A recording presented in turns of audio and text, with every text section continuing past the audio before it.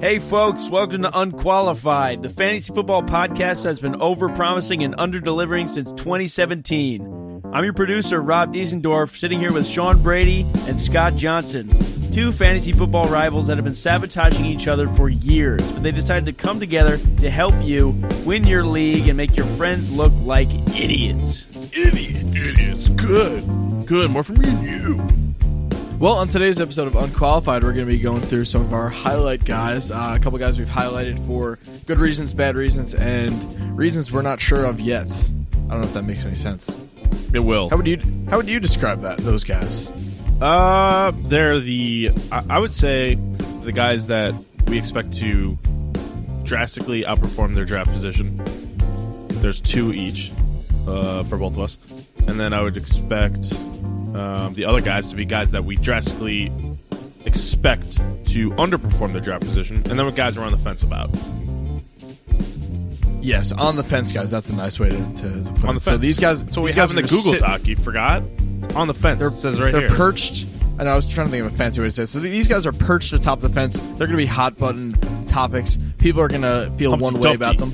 Yeah. They're going to feel one way, and we're not sure which way we feel right now, so that's what we're going to kind of debate a little bit and get into these guys. And these are guys that are not going to be the headliners per se. They'll be the guys that you're going through your fantasy draft, and you see one of these guys on the queue in the round, and you say, I wish I had a little bit more information about this guy. Exactly. These are the type of guys that we're kind of highlighting on this pod, especially because, we just spent a whole pod going through our top 10s, and we said more than enough on those guys. There's not a ton of questions. I think we have, two guys total in the top 10 of their position here. The rest of the guys are more, guys that are going to, make your roster a complete roster as opposed to, win or lose your league.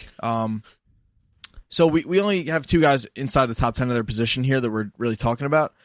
So this is really where you can make some really good picks if you are properly informed on these kind of players. Yeah, and I think a lot of these players can, be home run hits in later rounds. So they can really, in my opinion, they could make or break your team, right? The first, second round guys, everyone kind of knows who those guys are. They're in our top 10s. They're in, most other draft sites' top 10s. These guys could be the difference between finishing first and second in your league or finishing in last place. A lot of them, have the ability to be top 10, but some of them are being drafted outside of that, and some of them we think will not even be close to that. So we're going to give you all the scoop on those guys.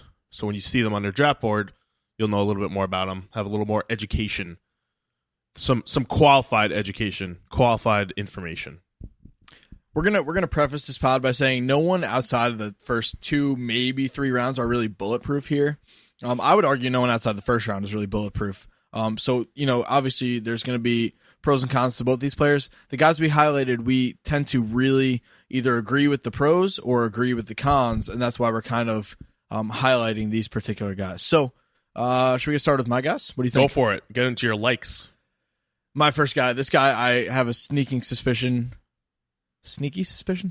Either way, I have a suspicion. I don't know. It's a sneaky one. Let's look that up. Well, keep on going. I'll look it up in the meantime. My suspicion is a sneaky one that I'm going to have this guy in a lot of my teams this year. I think he's just someone that is going to – he's right now being a little bit underrated, which surprised me because he was a top 10 wide receiver last year. And he's Devontae Adams from the Green Bay Packers. Right now he's being ranked, and this will change before the draft. In most of the drafts are in August or – September. But right now he's rated as wide receiver 23, which I found absurd. That's wide receiver 3, low-end wide receiver 2 projection for a guy that had 203 fantasy points last year, non-PPR.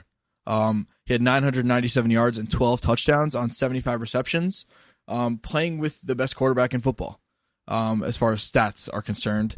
And he's a wide receiver 1, really, if you look at the numbers. And, he's going as a 3. I'd be very comfortable with him as a 2. I wouldn't be I wouldn't feel great about him being my wide receiver 1, but you could get away with it. And if he's your wide receiver 2, I'm ecstatic. And I think that's why he's someone that's going to find his way onto a lot of my rosters this year, just because he kind of had a breakout year this year, and it was very interesting that he's not getting the love that I think he deserves after such a great year. What do you think, Scott?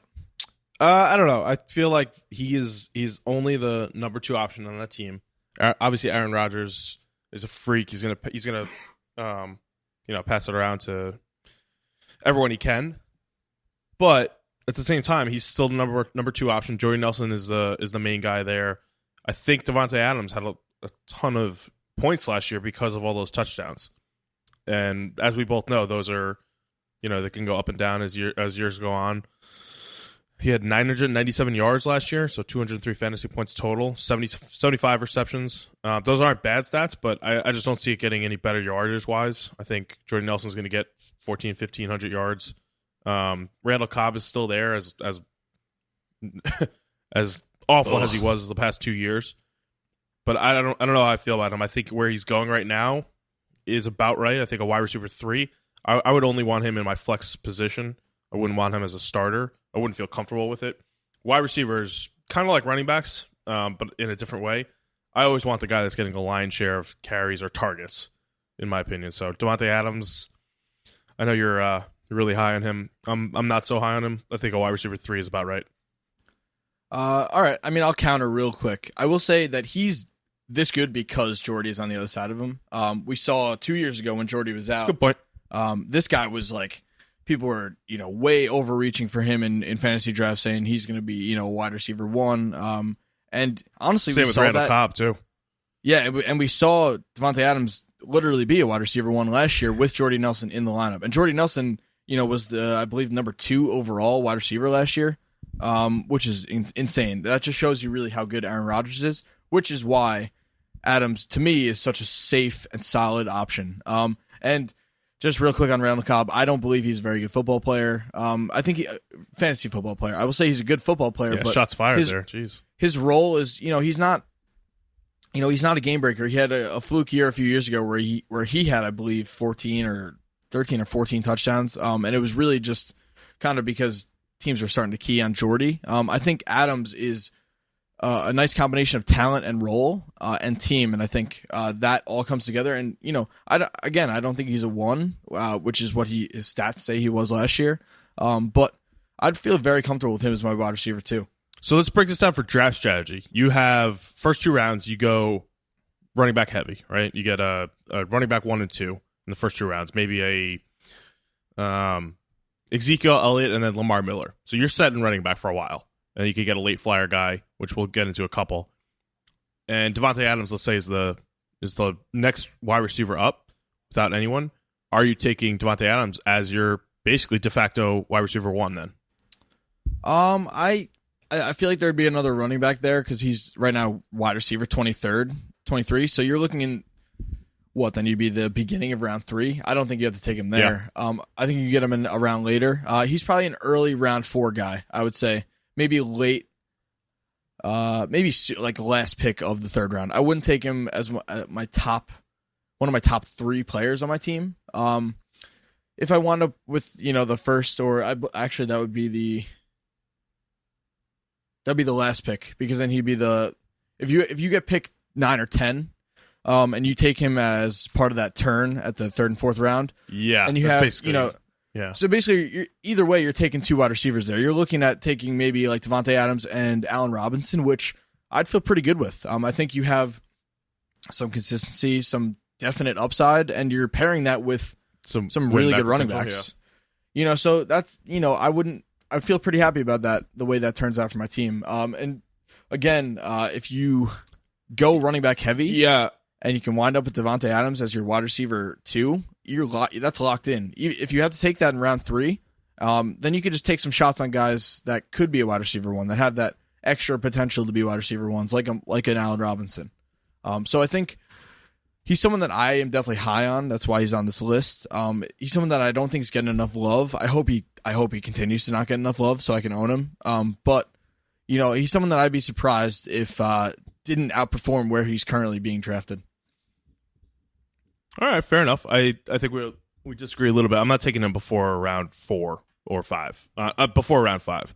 If he falls to me in round 4, maybe I'll think about it. But I have to have a bona fide wide receiver 1, 2 solid running backs, and there has to be like no one else there. Maybe Edelman is the only other wide receiver there that and I'm definitely not taking Edelman. So little differences there, but I think we agree he's not a wide receiver 1. But I like your arguments there. All right, so my next highlight guy is Spencer Ware. We talk a lot on this pod about how you need to get running backs early because once you get outside maybe the top 7 to 10 guys, the talent level really drops off. Spencer Ware is a guy that I think has the talent and showed it last year. He could be a little bit of a sleeper. He's kind of being lumped in with the RB3s of the world, guys like CJ Anderson, who I don't love this year, and so on and so forth. I think Spencer Ware is a guy I'm more than willing to take a flyer on. I think he's like a nice flex pick this year. He's had last year 921 yards on 214 carries. That's 4.3 yards per carry and only 3 touchdowns. This is definitely a commonality with me. I like guys that put up yardage and have a year where they don't put the ball in the end zone a lot because touchdowns are something that kind of just, equalize over time. And I think regression of the mean. Exactly. So, and that's in 14 games, really 13 when you consider that he got knocked out of a game early. He was the 16th ranked running back last year and did it extremely quietly. People kind of just forgot that Jamal Charles wasn't there. And, I think this guy's definitely got some talent. And, he's going to, I'd say he's probably a RB2. If I'm looking at it right now, at worst, he's a nice flex play. Yeah, so last year, 921 yards, 214 carries, right? 4.3 yards per carry, 3 touchdowns on 13-14 games, basically. So he was the 16th running back, right, last year?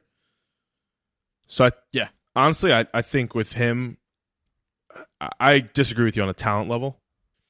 Anyway, Spencer Ware, nowhere near the talent level of Jamal Charles. So, to me, his ceiling is not that of Jamal Charles.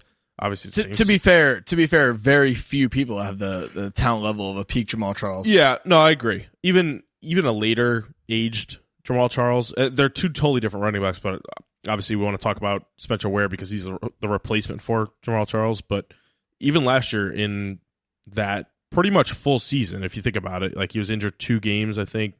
He didn't start one of the games. Charkandrick West was the starter. Even then, it was very uninspiring play to me. 214 carries, that's lion's share of carries. You're getting about 16 carries a game. You're only putting up 921 yards, which is about 70 yards per game. So if you break that down on a per game basis, he's getting you 7 points on average, and not even a touchdown. Like you're not even guaranteed a touchdown every other game. With Charkandrick West being there, there's a little bit of competition. I think West is not as talented, obviously, as Ware. And that's why he's not being drafted there. But reasonably, I think you can expect 6 touchdowns from Ware. He's still the goal line guy there. I don't think yards is going to increase that much more. I think there's still some question marks there for me. So I think his ceiling is not that much higher. I think his floor is low. He's still an unproven back. I think he came into the NFL as a fullback because he wasn't as fast as the other halfbacks out of LSU. So I don't know about him. I'm still not sold on him. I'm not drafting him as a starter or even a flex. I'll draft him as a alternate flex. My running back 4, which he's not going to be drafted that late, but that's all I'm taking him as.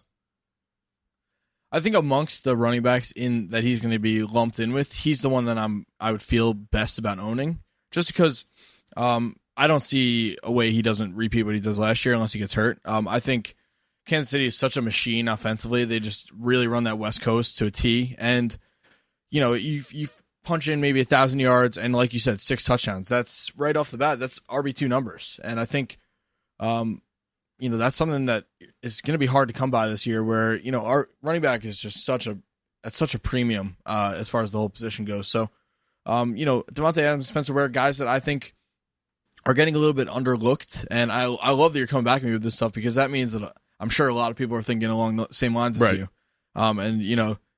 All I got to say about these 2 guys is good, more for you and me. Good. Well, I was going to say these are really like polarizing players that I think we picked on purpose. Devontae Adams, I think a lot of people aren't sold on him, but a lot are, right? Same thing with Spencer Ware. My guys are like that too. So I think these are good strategies and opinions on very polarizing players that a lot of people can relate to. So I agree. Good. We're me and you. Let's take a quick time out. This episode of Unqualified is sponsored by Granny Fit. Granny Fit is a multifaceted workout program for adults with advanced ages. Sign up for a membership and you'll get access to activities such as walking around the gym endlessly, staring at the young man doing an exercise you couldn't possibly fathom from across the entire gym, moving your body parts in freaky ways, slowly walking by machines you think you might know how to use, and downright dangerous amounts of free prune juice and Viagra after workouts. And beyond all of that, we offer a book publishing service that allows you to solicit young men in the sauna without sexual harassment charges. And that is something you are not going to find in any other fitness program in America. So, sign up for Granny Fit. It's literally free. We're giving it away. All right, so from Sean's likes to my likes now. My first guy that I think another polarizing guy here at running back, Eddie Lacy. Obviously, we all know he went to Seattle Seahawks in the offseason. I think for him, that was a huge change, a huge positive change from Green Bay. Green Bay, obviously, Aaron Rodgers runs that team. You know, obviously, Aaron Rodgers is getting a little older, but they never really put the run game at the forefront. I think they tried to in his rookie year, and Eddie Lacy was up to the challenge. He had 13 touchdowns, more than 1,200 yards. The year after, he had a little bit of regression, I believe 11 touchdowns, less yards, I think around 1,100. But he was never really the focal point of that offense. He caught a lot of balls, 40-plus receptions his second year in 2014. Last year, big off year. He had 71 carries, 360 yards, which is a 5.0 yards per carry, but 0 touchdowns in 5 games. So injury-plagued campaign last year. That's pretty much how Ty Montgomery got the job he has now because Eddie Lacy was out. But I think the regime change and the change of scenery into Seattle now for Eddie Lacy is one of the best places he could have landed. I think he's a younger version of Marshawn Lynch. Maybe not as proven, obviously. Marshawn Lynch has had 8-9 years of doing the same thing, bowling ball, running through defenses, a lot of yards after the first contact.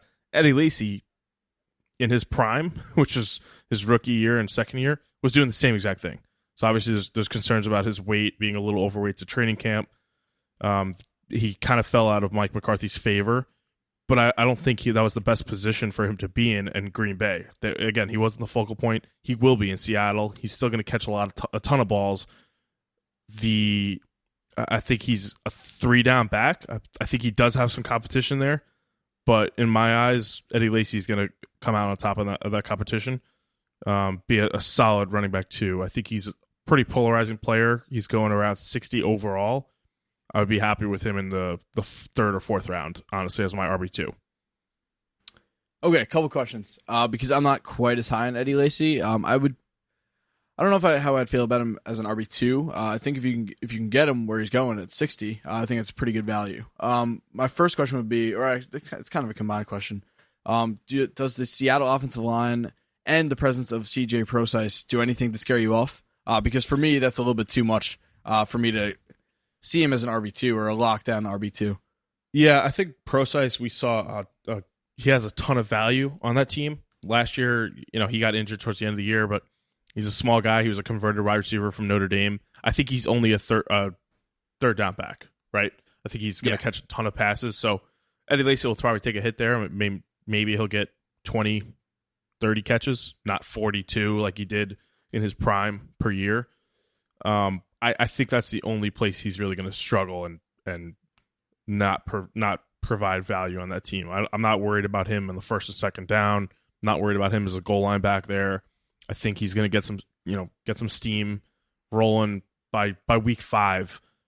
He's going to have that on lockdown over Thomas Rawls. I think will fall out of favor. But CJ Prosise, I think he's a completely different back. He's a complementary back, which actually might help Eddie Lacy get him off the field a little bit because he's a little overweight. So probably get bare more than 20 carries a game or 3 catches. Yeah, I mean, again, I would just kind of worry about him wearing down as the season moves on. But I also think something you actually didn't mention, that having Russell Wilson there and just his, him being a threat to run might open some stuff up for Lacy. So that's someone that I might have to reconsider. Yeah, and it's only going to help Russell Wilson too. Yeah, exactly.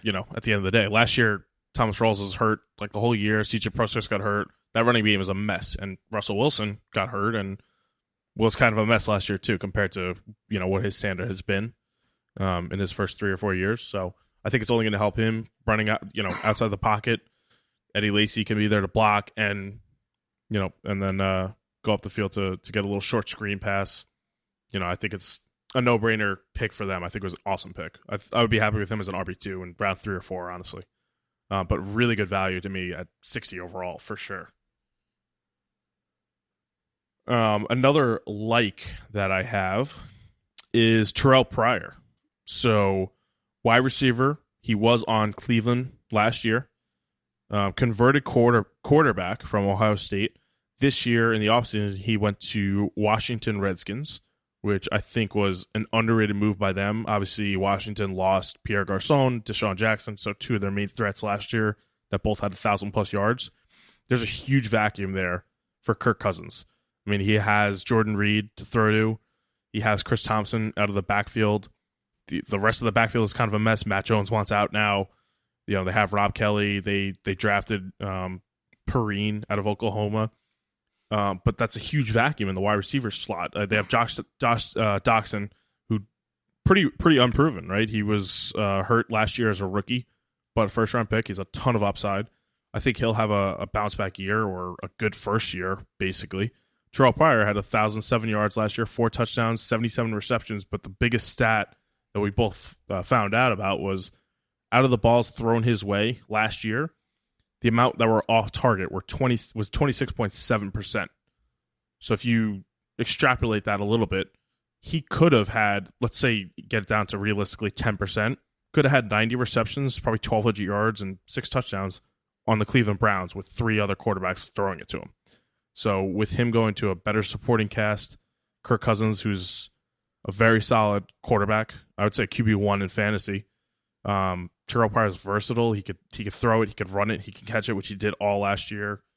There's going to be a slightly better run game in Washington than Cleveland. I think it's a no-brainer. I think, honestly, Terrell Pryor, will be drafted as a wide receiver 3, but the upside there is potentially top 10 if Kirk Cousins can cut down on that amount of errant balls thrown at him. Terrell Pryor is a no-brainer wide receiver 2 at the very least. Yeah, I kind of look at him the way I look at Devontae Adams, just guys that kind of really broke out last year. And, you're for both these guys, you're hoping that, it's not a one-year wonder situation. For me, I think Jordan Reed is so injury-prone that, if and when he goes down, Terrell Pryor's value is going to skyrocket. So he's the kind of guy that I think, if you can draft him as your wide receiver 2, and even if you don't feel great about it to start the year, once Jordan Reed goes down, which is going to happen, it happens maybe every year, maybe every other year. If and when that happens, Terrell Pryor all of a sudden is probably the only red zone threat on that team. I like Jamison Crowder, I like Josh Doxson, but both of them are relatively unproven. Big guys. Yeah. And they're not big. Chris Thompson's small too, so out of the backfield, he's you have a 5'8", 170-pound guy that could catch balls. Josh Doxson's 6 foot. Exactly. So in the physicality department, Pryor is really the guy they need on the outside. And I think, I kind of like this pick. I think he's someone that is a pretty sneaky play here. People are just going to underlook him because of the position thing, because he was on the Browns. Reasons that, are kind of, erroneous to what we're talking about here as far as fantasy football goes. It comes down to numbers. And this guy had some pretty good numbers. And again, something I love about this guy, he fits into my, one of my recipe for success, which is just a lot of yardage, abnormally low touchdown numbers, especially for a guy that's so big. I could see him definitely, bouncing up to, probably high end wide receiver 2 standing. I could see it. I think at the end of the day, his ceiling is wide receiver 1. He could be a top 10 wide receiver. He's basically the same size as Jordan Reed, but faster, right? Jordan Reed's a really good athlete, but Terrell Pryor's faster. Let's be honest.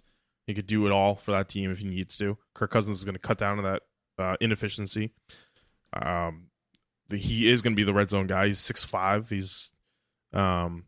He had a great year last year, so I think it's sky's the limit, and I would be happy with him as my wide receiver 3, which he's being drafted as right now. In the 80s, 70s, and 80s. So, huge upside there for me for Terrell Pryor and Eddie Lacy to go back on the other that I have. All right, it's time for our next segment, Hot Takes. That's where I read a thing, and Sean and Scott both give me their hot take on that thing in under 10 seconds. Boys, are you ready? Read a thing. Oh, wait. 10 seconds each. Boys ready? Wow. Oh, wow. Sean, you go first. All right, here we go. Okay, I guess. I'm not ready. But... Hot take number 1, pickles. Give it to me. Oh, love them. Love pickles. Make any sandwich, make any burger. You need them. They're salty. They're a little briny. Scott, we're on to you. Gotta love them. Pickles, love them on their own, though. Don't like them on sandwiches. Ruins the flavor of the turkey ham, honey mustard, lettuce, tomato you have on there. Maybe add some onions on the sandwich. Pickles on their own. They do get a little soggy, though. So, a second tier. Time's up. Sean, snack. going back to you. Riding lawnmowers. Riding lawnmowers, you're soft if you ride a lawnmower. It just says you can't even walk around your yard.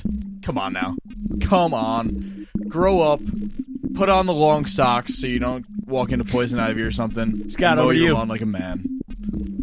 How about you just hire someone to mow the lawn in the first place? Oh. If you're gonna mow the lawn, I'm sorry, I've never mowed the lawn. So call me crazy.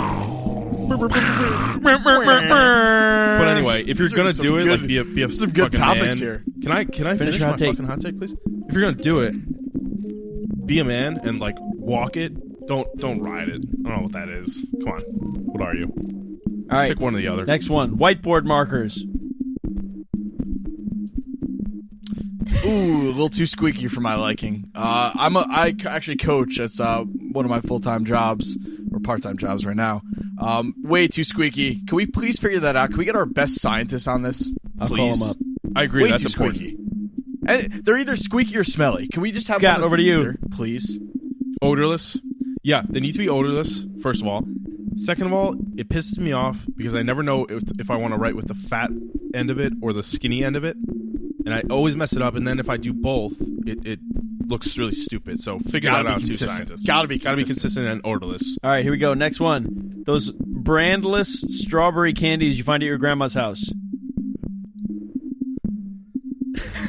Does anyone actually ever They buy just those? appear. Or are they just like... do they come with the house? They come with the I think house. they come with the house. Any old person. They come with the house. There's just an endless supply. They just get delivered by the like one guy caramels. wearing a red T-shirt. The truck's red. It's got little yellow dots on the truck.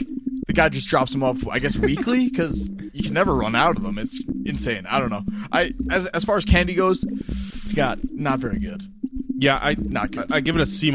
Every single time I eat one, it's because I'm starving because my grandma doesn't cook food or get good food or it's just shitty food there. So I always start it. I'm like, yes, this is so good as candy. And then it just pisses me off at the end because it's like chewy and then it tastes like a cough drop and it's just not worth it. It's a waste of 10 calories. I give it a C-. Next one. Giant puzzles. Oh, wow. Depends on the puzzle, first off. If it's a giant jigsaw puzzle, way too tough. You're going to spend minimum like 3 hours on that thing. I don't know who's got 3 hours to spare. I will say, though, if it's nice big pieces, like a kid's puzzle, it's a great time. Scott. Great time.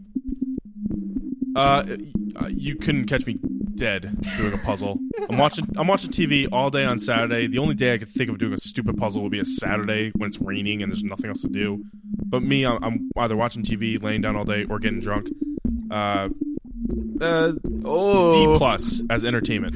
Someone's got an exam over Someone here. got an exam. All right, here we go. Last one. Final round. Trail mix.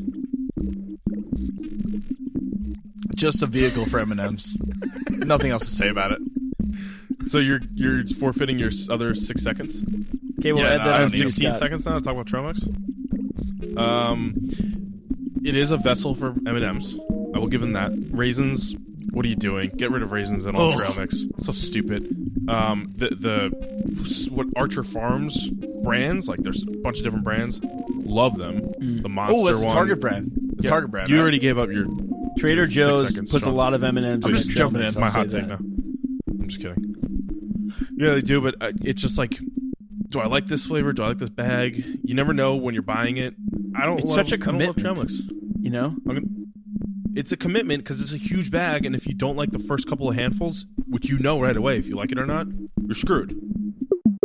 All right, now let's get into a couple of guys that we dislike. And we'll do this segment a little bit quicker. We'll kind of just give our huge reasons why we think these guys will either underperform their draft value or just carry way too much risk. And I'll start with a guy that I will not have in my teams this year just based on where he's being drafted. He's somebody that's just a little bit too risky for my liking, and he's someone that you guys probably love out there listening, so you might be a little upset about rattled. this pick here, a little rattled. But DeMarco Murray is somebody that I don't have the stomach to draft in the first or second round. He's a guy that has been injury prone throughout his career. He had a monster year with Dallas, a couple years back where he was just probably the number one player in fantasy, outside of the quarterbacks, obviously. Close to it.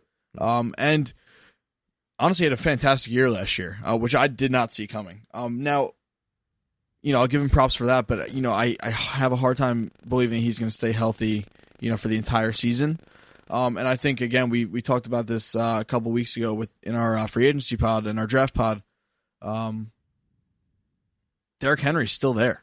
He's a guy that a lot of people kind of are forgetting about because he's no longer, he's a year removed from, all the hype of being this, absolute alien being drafted Second by round guy. Yeah, exactly. And, now it's kind of settled down. And I think it's it's the type of time where all it takes is Murray getting nicked up, banged out for a game, and Derrick Henry steps in and steals the job. I could see it happening. For that reason alone, I'm not touching him in rounds 1 or 2. If he, for some reason, slips to 3, I'll take him. But, I have a hard time picking him. My strategy, typically, this year especially, has been go running back heavy. But for me, I gotta know that I gotta feel secure with the guys I take there. And for me, Murray just carries too much risk. Well, you need a home run in rounds 1 and 2, right? You can you can't really win your league because those are the guys that you're expecting to do well, but you can definitely lose it. So with DeMarco Murray, I actually like him. I think in round 2 he's a solid number 2 running back. Like if he gives you running back 2 production after you get a home run RB1 like Le'Veon Bell, David Johnson, Ezekiel Elliott, I would be happy. The strategy with him is you need to draft Derrick Henry because if DeMarco Murray goes down, which he's been prone to do, I think he had a full season last year and then 1 season in Dallas. He was injury free, so 16 games. The stint in Philadelphia, he got hurt and he was terrible behind that offensive line. And then the 3 other years in Dallas, he wasn't the starter. He didn't play full games. He got injured. You have to draft Derrick Henry because if for whatever reason Murray goes down, Derrick Henry is a shoe-in RB2 for sure. So I think it's a okay strategy if you have a home run hitting running back 1 in round 1. I think if you draft like a wide receiver and you're not so sure about running back, maybe wait on him. But for sure, draft Derrick Henry later on. I do like DeMarco Murray's talent, though, and I think he's in a good system there with Marcus Mariota coming into his own, too. So a little different there, but I see your concerns with him. Yeah, absolutely. And this next guy is another guy that if you just look at the numbers, which obviously we're telling you to do in some instances, they don't tell the whole story. Emmanuel Sanders is this guy that absolutely killed me. It killed me last year. He's someone that I took super late. I got him honestly as a steal. But yeah, you were actually happy about that. I was happy about it. I was like, you know what? It's round. I think it was 8 or 9 maybe 10. Yeah, I think it was. And I said, all right, it's a little too late to for this guy to still be here. But I think he ended the year. Then you played him a lot. Well, I mean, I had to. That's a whole nother story. Yeah. Rest in peace, DeAndre Hopkins, 2015-16 year. But I will say that Emmanuel Sanders' numbers do look good if you look at them without looking at the per game splits. He put up, I believe it was over 1,000 yards. He had a bunch of touchdowns, and he was around the 20th best wide receiver, which is about where he's getting drafted right now. But which is good with subpar quarterback play. Exactly. And, again, he's getting thrown to by Trevor Siemian and Paxton Lynch. However, the majority of those good games came in, I think it was 3 or 4 good weeks, where he honestly would have won you your game. The issue I have with him is that, unlike other guys that he might get compared to, like T.Y. Hilton, Brandon Cooks, he has the games that win you weeks, but when he doesn't do that, he's losing you your week. That's the issue I have with him. I completely agree.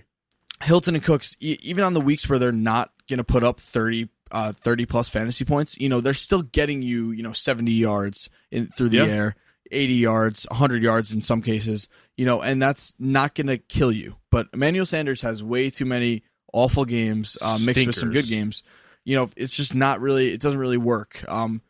So it's all about minimizing risk, right? So exactly. If you're going to minimize the risk as much as possible and you're trying to win your league on a weekly basis. So great, he can get you 22 points 1 week. Okay, awesome. But on the off weeks, which is probably 5 off weeks for every good one good week, he's going to get you 2 or 3 points. With Demaryius Thomas there, with shaky quarterback play, the defense is still good, but the running game isn't that good. The team is not as good as it was 3 years ago when Sanders was doing really well. And even then, he was very inconsistent. So you're not minimizing any risk by drafting Sanders. And he's been like this his whole career, even in Pittsburgh. Yeah, and I'll just add, if you draft him and you don't play him, you're gonna feel stupid. Okay, if you play him the whole season, if you play him the whole season, you're gonna feel stupid. There's no way to win with this guy. Yeah. Take it from us. We've been through it. Okay, and he's a very talented player. Don't get me wrong. I love watching him play. He's extremely fast. He's extremely quick. He gets open, makes spectacular catches. Still, he's not going to get it done for you on a weekly basis, and that's why I'm not taking him as my wide receiver 2, wide receiver 3, or even probably my wide receiver 4, just because I don't want to have to deal with that on my roster. I want guys I'm not even drafting him. He's going undrafted for me. There's plenty of guys that can put up 30 points in a given week, but you're not playing them every week. Don't draft them as every week. Championship week, I was playing Mormon 2 years ago, and I had Sanders as my flex guy, right, all along. I had Julio Jones and Antonio Brown.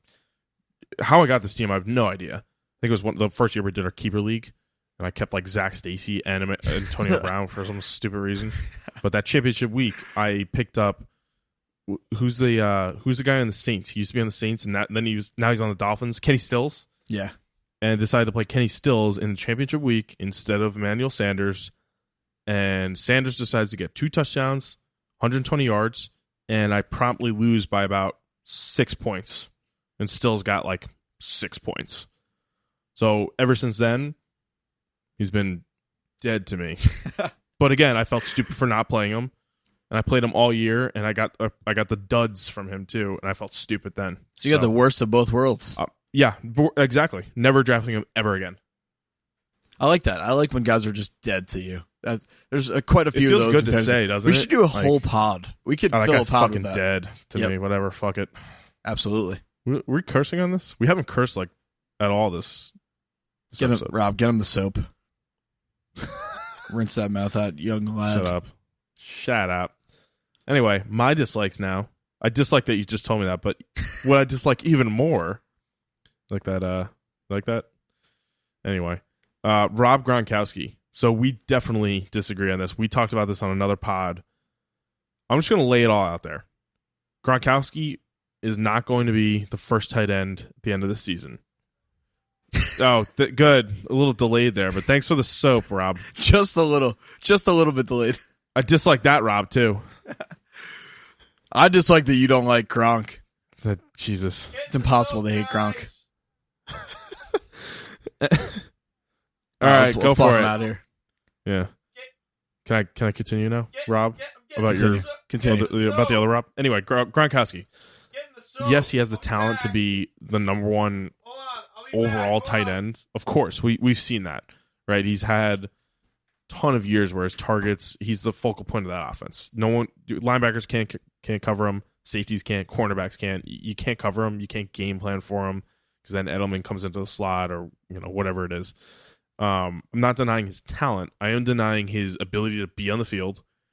Get this stat. His last full season where he played 16 games, see if you can guess when it was without looking at the Google Doc. I looked at it. Shit. Hey, to guess, I would have said no idea what sport we're talking about. I would have said probably 2013 or 2014. Yeah, right. Just for guessing. I think most people would. 2011 was his last full season with 16 games.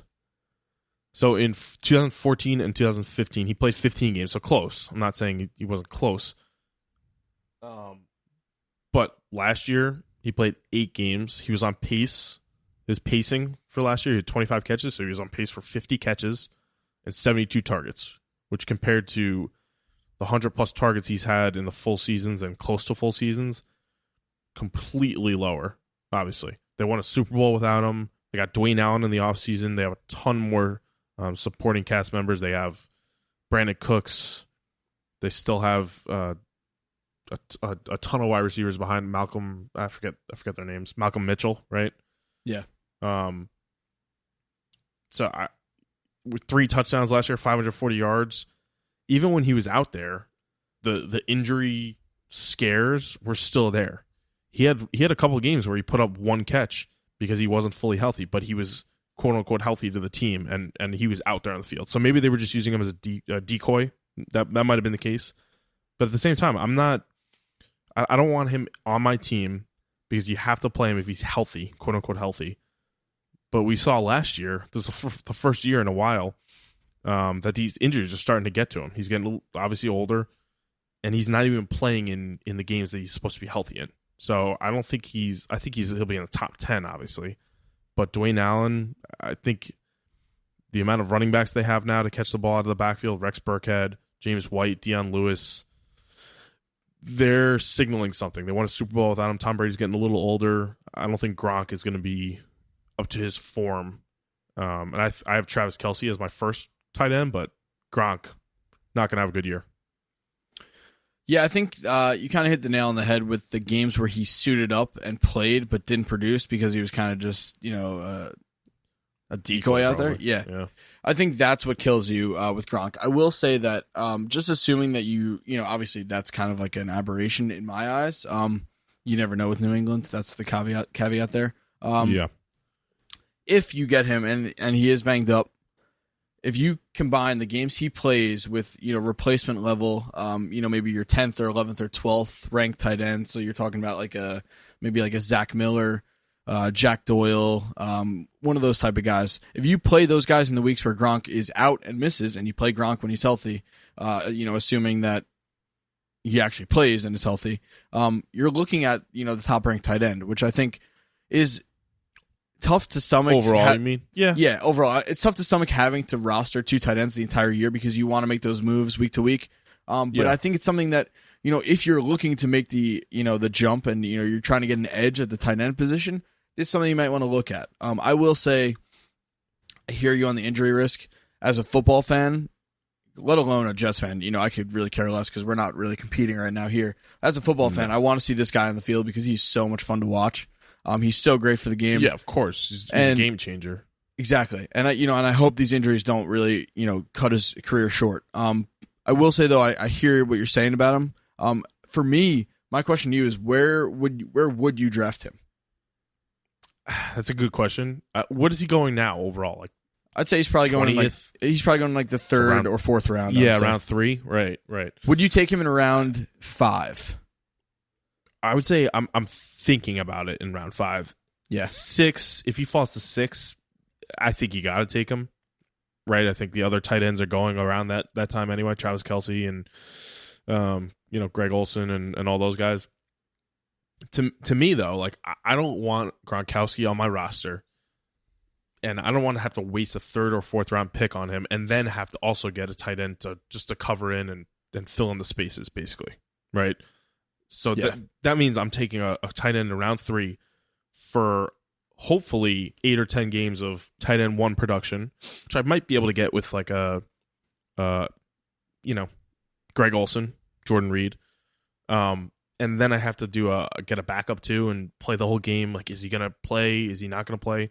Again, those 2 games really scared me last year because I had him on one team, that he was healthy and he had 1 catch combined in those 2 games. He had 0 catches in one of the games.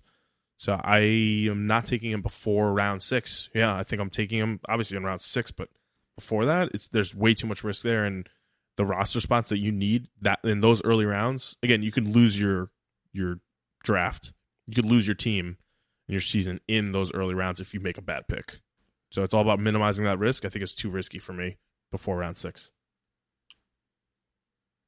All right, now let's get into a couple of our guys that we are on the fence about.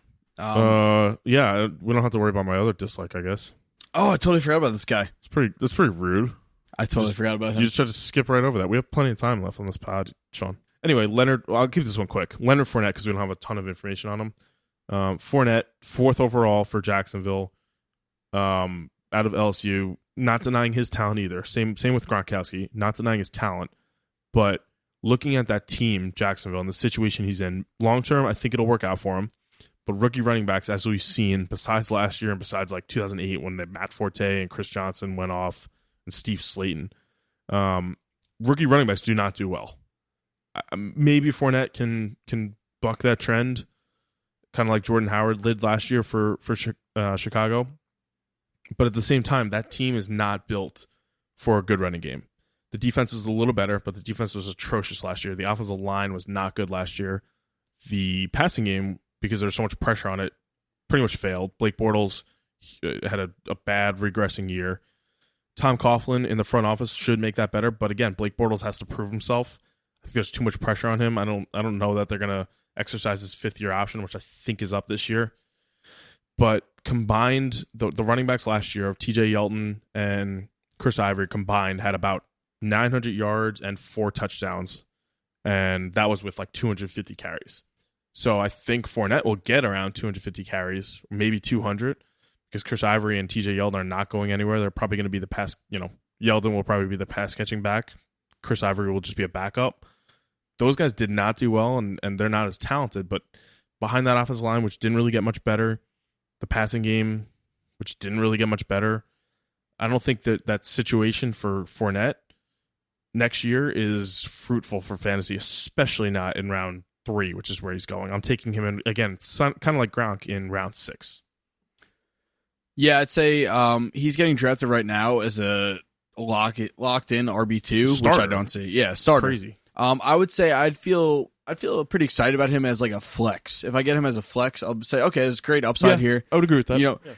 Maybe it's a home run, but again, too much risk to put him in as an RB2, or in some cases, if you go wide receiver early, an RB1, which I'm sure there's people out there that are going to say, okay, he was great in LSU. He's the next coming of Adrian Peterson. Let's pencil him in as my RB1. Have fun. Good luck. Just silly. We also saw last year he got hurt at LSU, right? Everyone thinks he's this beacon of health and he's going to be the bell cow back. He got hurt last year. Yeah. He had like 120 carries at LSU, 800 yards, which is like insane. But I'm not buying the hype right now. I think year 2 he'll be insane, but not next year. Yeah, I agree. He's a little too rich for my taste, especially this year. Well, that about wraps up our episode of our highlight guys. We are in the process of kind of planning and putting together a live stream mock draft where we'll take you guys through our draft strategies. Bibimbap before. Oh yeah, we're gonna mess with them bad.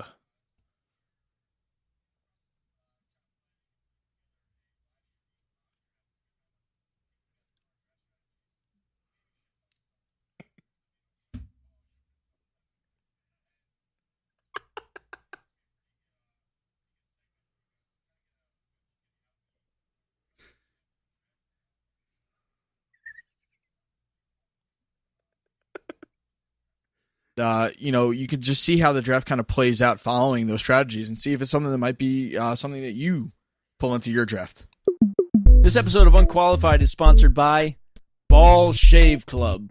The wait is over. No longer does your crotch need to look like a scene from Castaway. Ball Shave Club is a subscription service that delivers you specially formulated ball shaving razors, as well as a plethora of foams and gels to lather up your special place and wipe away those hairs, because you got a big old patch of bushes down there and the neighbors are getting worried.